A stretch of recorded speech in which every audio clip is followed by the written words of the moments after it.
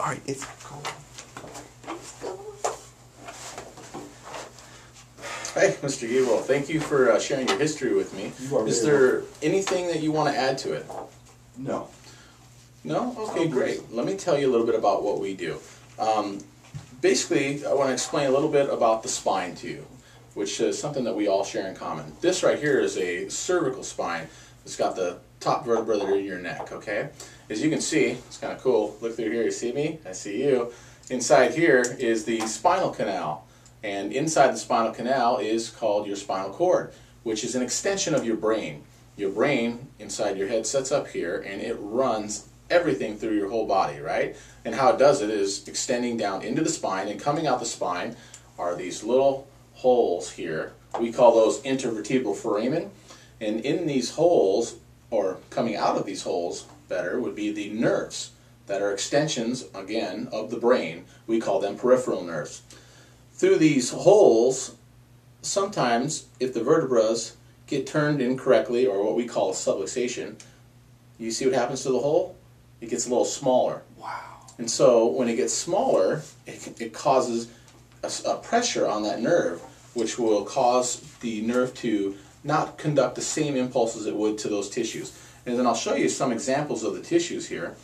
If you can see in the schematic where the brain is here, and there's the cord and everything I was just showing you, here's more of a live view of how the nerves start in the brain, come down into the spinal cord, and out into the body. And you can see all the different organs it runs. It runs like your heart, your lungs. And as you can see, if you have a subluxation, what will happen if you're not having the right amount of energy going to your organs? What do you think will happen? Decrease in your function. Yeah, it'll decrease in your function. Like, I like to think of like a dimmer switch on the wall. If you have a dimmer switch, it controls the light. Okay, let's say you have a dimmer switch to your heart. Would you want that thing all the way on, or do you want to lower it down a little bit? I believe it. All the way on. All the way on. That's right, and that's what we want to do. The same thing for you.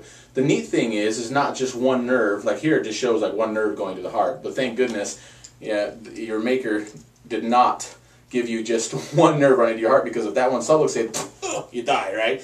And so you have lots of different nerves. So what will happen if you get a subluxation is, instead of this heart running at 100%, it'll run, let's say, 80% or 85%, okay?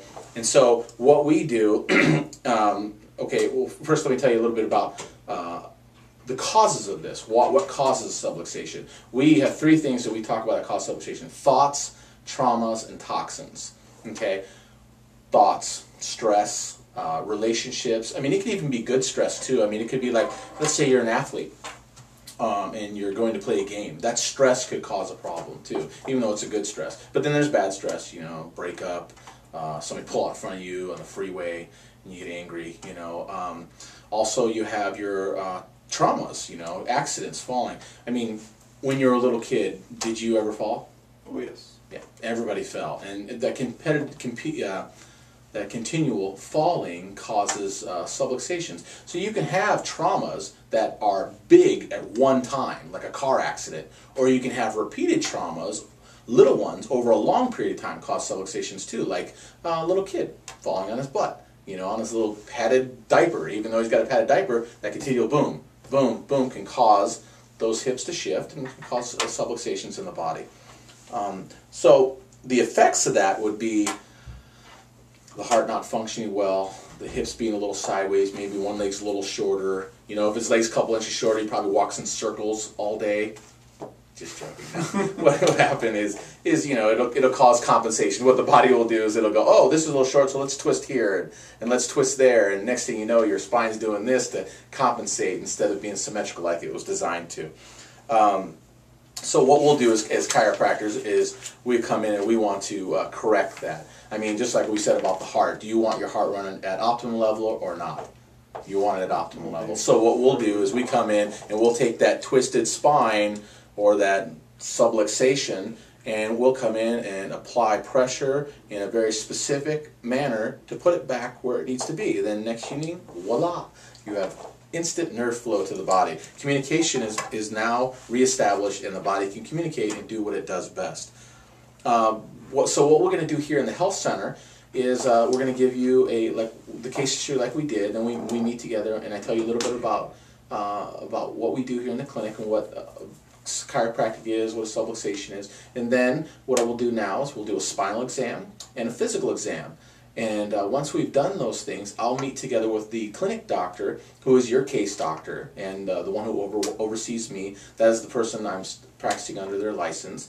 And we'll sit down and look at all the information we have and find out what we can do to help you specifically for your conditions. Just so that we're clear, too, about what chiropractic is and what we do, we correct subluxations.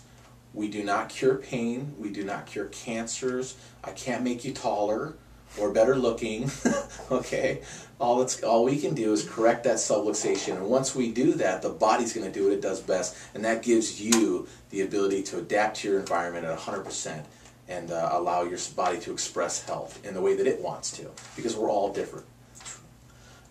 So, are you ready to get started on a new life for you? Baller. Great. Let's go down to the office here, to the front desk, and we'll make an appointment with Charlene and get your first visit set up. Thanks. Sounds great. Appreciate it. Awesome. I don't know how I did on time. Does it tell you how much time we do?